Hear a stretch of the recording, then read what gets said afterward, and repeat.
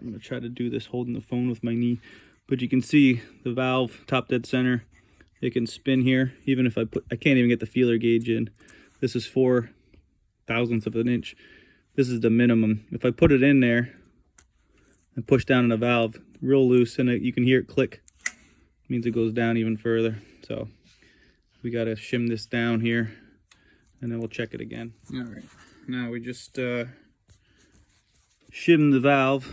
Looks like we got a little bit of clearance. This is 8 thousandths. So we want to be somewhere around 8, 9, or 1/100th of an inch. And now if I put this in here with some force, we're getting a little bit of drag. Probably if I go to 9 thousandths of an inch, I'll probably be right on. That's what we want. So now we're ready to go.